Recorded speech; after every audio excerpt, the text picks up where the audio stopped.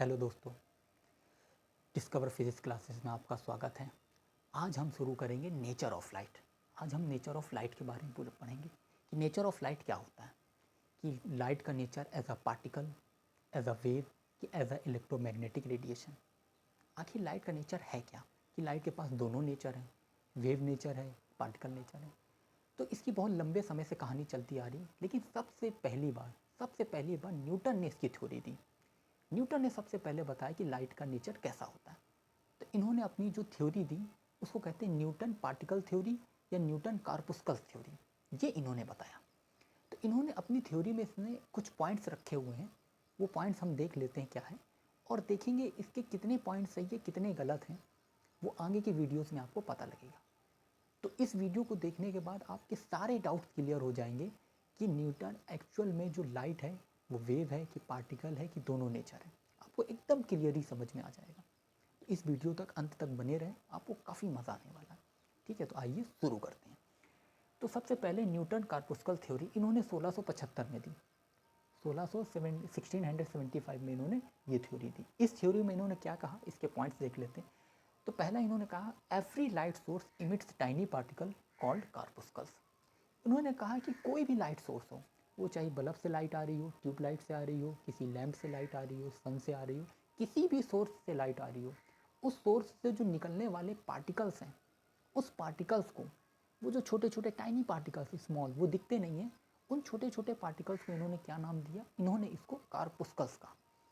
और ये अब कार्पुस्कल्स के बारे में क्या बताते हैं, ये कहते हैं ये जो कार्पुस्कल्स हैं ये इलास्टिक होते हैं, रिजिड होते हैं, मासलेस होते हैं और डिफरेंट शेप एंड साइज के होते हैं। ये इन्होंने थ्योरी दी। ठीक है, इलास्टिक रिजिड समझ में आता है। मासलेस इन्होंने कहा कि अगर किसी सोर्स से मान लो लाइट आ रही है, अगर वो हमारे शरीर पे पड़ेगी, सिर पे पड़ती है, तो अगर उनके पास मास है it will be the danger for you, हमें घायल कर सकते हैं, चोट लग सकती है। तो इन्होंने क्या कहा कि वो क्या होते हैं, मासलेस होते हैं, उनके पास डिफरेंट शेप और साइज होते हैं। इन्होंने कहा किसी भी सोर्स से जो कार्पुस्कल्स आ रहे हैं, जो टाइनी पार्टिकल जिन्होंने इसको नाम दिया, वो कहा कि वो छोटे मतलब उनका शेप और साइज हर बार अलग अलग होता है। किसी एक ही सोर्स से सेम शेप और साइज वाले कार्पुस्कल्स नहीं निकलते, अलग अलग निकलते, इन्होंने ऐसा कहा। ठीक है, ये इन्होंने पहली थ्योरी दी। अब कितनी सही है कितनी नहीं, आगे भी इनके पॉइंट्स देख लेते हैं। दूसरा इन्होंने कहा corpuscles travel in straight line, corpuscles travel with different speed in different medium. दूसरी इन्होंने कहा कि जो भी कार्पुस्कल्स हैं वो स्ट्रेट लाइन में ट्रेवल करते हैं, कोई भी कार्पुस्कल्स है वो स्ट्रेट लाइन में ट्रेवल करता है। इसीलिए हम जब लाइट को कहते हैं कि लाइट स्ट्रेट लाइन में ट्रेवल करती है, तो हमें न्यूटन की थ्योरी माननी पड़ती है। ठीक है, अभी हम देखेंगे इसके बारे में और भी देखेंगे कि लाइट मुड़ती भी है, बेंड भी करती है, ये भी देखेंगे। तो अगर पार्टिकल है तो बेंड नहीं करेंगे, आगे देख लेते फिर देखेंगे इसका। तो इन्होंने कहा स्ट्रेट लाइन में चलेगी। और दूसरा इन्होंने क्या कहा, corpuscle travel with different speed in different medium. इन्होंने कहा कि अलग अलग मीडियम में जो कार्पुस्कल की जो स्पीड है वो अलग अलग होती है। अगर वही कार्पुस्कल पार्टिकल्स, वही जो लाइट से सोर्स से निकलने वाले जो टाइनी पार्टिकल, अगर वो वाटर में चले जाए तो उनकी स्पीड अलग होगी, वही एयर में चलने लगे उनकी स्पीड अलग होगी, वही ग्लिसरीन में चले जाएं उनकी स्पीड अलग होगी। ये इन्होंने कहा। ठीक है, तो उस हिसाब से अगर देखा जाए तो डेंसर मीडियम में, इन्होंने कहा जो डेंसर मीडियम में है लाइट की स्पीड ज़्यादा होती है in comparison to rare medium. तो इस हिसाब से वाटर में जो लाइट की स्पीड क्या होगी, ज़्यादा होगी इन कंपैरिजन टू एयर। तो ये जो बात थी इनकी, ये बात उस टाइम तक तो सही थी, क्योंकि कोई भी उनकी बात को डिनाई नहीं कर सकता था। ये काफ़ी बड़े साइंटिस्ट थे, उनकी बात हर कोई मानता था। तीसरा पॉइंट इन्होंने क्या दिया, तीसरा देख लीजिए, तीसरा भी इंपॉर्टेंट पॉइंट है कि different colour of light have a different shape and size of corpuscles. इन्होंने बड़ी इंपॉर्टेंट चाहिए कि लाइट के कलर्स अलग अलग होते हैं, 7 कलर की लाइट होती है। हर कलर से निकलने वाले जो टाइनी पार्टिकल्स हैं, जिन्होंने इसको कार्पुस्कल्स कहा, उन्होंने इसको क्या कहा कि उनके शेप और साइज अलग होते हैं। मतलब अगर ब्लू कलर की लाइट आ रही है तो उनसे जो निकलने वाले जो टाइनी पार्टिकल्स हैं, जिन्होंने इसको कार्पुस्कल्स कहा उनका शेप और साइज क्या होगा, अलग। वाइट से आने वालों का शेप एंड साइज अलग, ग्रीन से आने वालों का शेप एंड साइज अलग। मतलब डिफरेंट कलर ऑफ लाइट से आने वाले जो पार्टिकल्स हैं उनका शेप और साइज क्या होगा, अलग रहेगा। ये इन्होंने थ्योरी दी। अब इनमें से ये कितनी सही है कितनी गलत है ये हम आगे देखेंगे। अब इन्हीं के टाइम पे, इन्हीं के समकालीन, मतलब इन्हीं का जो पीरियड चल रहा था, टाइम चल रहा था, उसी समय डच साइंटिस्ट जिनको हॉकिंस कहा जाता है, वो भी रिसर्च कर रहे थे। वो 1600 शायद 78 के आसपास है, 1670 100 के आसपास, ये उस टाइम पे चल रहे थे। तो इन्होंने काफ़ी कमाल की चीज़ दी, उन्होंने भी यही थ्योरी दी। तो इन्होंने क्या कहा, इन्होंने कहा light is a mechanical wave. यहाँ पे मैं बता देता हूँ इनके बारे में, हॉकिंस के बारे में। ठीक है, ये एक डच साइंटिस्ट थे, ठीक है, 1678 की बात है। इन्होंने क्या कहा, इन्होंने कहा light is a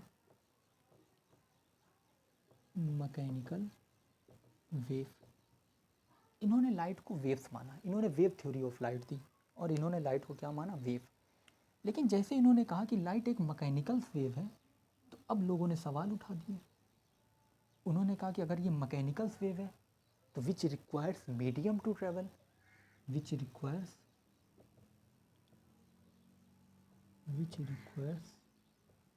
medium to travel.